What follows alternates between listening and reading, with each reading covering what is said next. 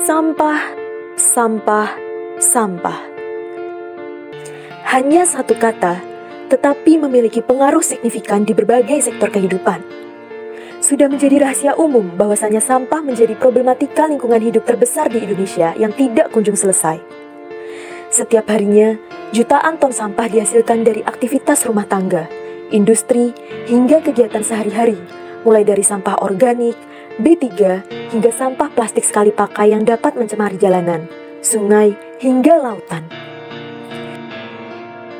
Berdasarkan data dari Kementerian Lingkungan Hidup dan Kehutanan, pada tahun 2023, timbulan sampah di Indonesia mencapai 40 juta ton per tahunnya, yang tersebar di 374 kabupaten dan kota di Indonesia, di mana sebanyak 60,44% dari sampah tersebut berasal dari rumah tangga, dengan plastik dan sisa makanan menjadi kontributor terbesar. Tingginya timbulan sampah nasional ini mencerminkan pola konsumsi masyarakat yang tidak ramah lingkungan, dan juga kesadaran masyarakat terhadap pengelolaan sampah yang masih sangat rendah. Tak heran, masih banyak masyarakat Indonesia yang membuang sampah sembarangan tanpa memilahnya, sehingga potensi daur ulang tidak dimanfaatkan secara maksimal. Lantas, apa solusinya? Dalam menghadapi krisis pengelolaan sampah, inovasi berbasis komunitas menjadi salah satu jawaban paling efektif. Salah satunya yaitu program bank sampah. Program bank sampah mengintegrasikan prinsip reduce, reuse, dan recycle dengan konsep ekonomi sirkular yang memungkinkan masyarakat berperan aktif dalam mengelola sampah.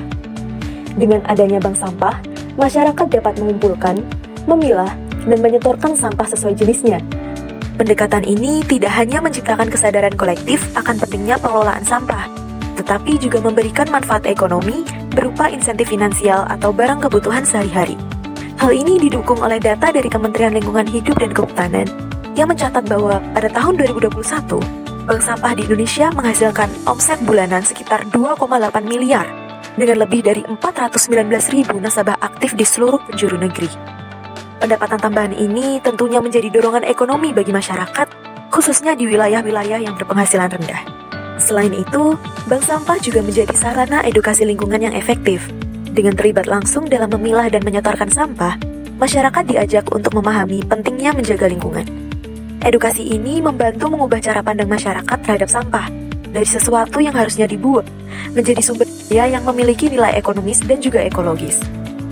Lebih jauh lagi, bank sampah dapat menciptakan peluang pekerjaan baru, seperti pengelola, pengangkut, dan pengepul bahan daur ulang.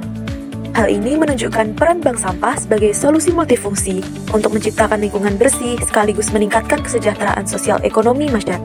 Kehasilan ini membuktikan bahwa bank sampah tidak hanya berperan dalam mengurangi limbah, tetapi juga menciptakan manfaat sosial dan ekonomi yang signifikan.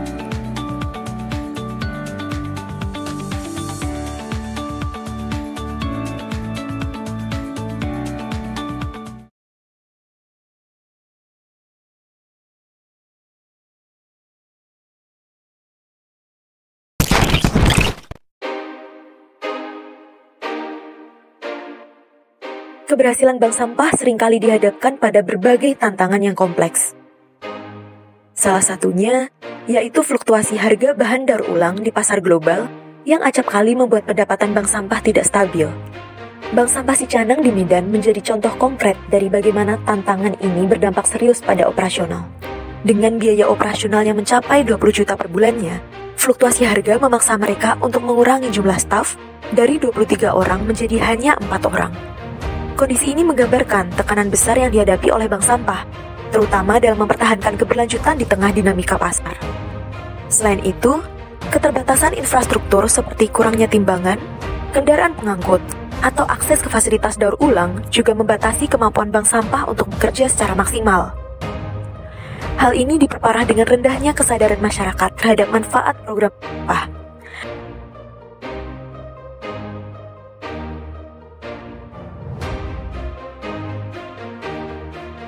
Untuk menjawab berbagai tantangan tersebut, diperlukan kolaborasi dari berbagai pihak. Yang pertama, peran pemerintah. Pemerintah perlu memberikan dukungan berupa subsidi peralatan, insentif pajak untuk industri daur ulang, dan juga regulasi yang mendorong penggunaan bahan daur ulang di sektor manufaktur. Sedangkan dari inovasi teknologi seperti aplikasi digital dapat digunakan untuk mencatat dan memfasilitasi transaksi di bank sampah. Selain itu, penggunaan kecerdasan buatan untuk memilah sampah secara otomatis juga dapat meningkatkan efisiensi operasional. Dan terakhir, peningkatan kesadaran masyarakat dapat dicapai melalui program edukasi berkelanjutan, baik di sekolah, komunitas, dan juga media massa.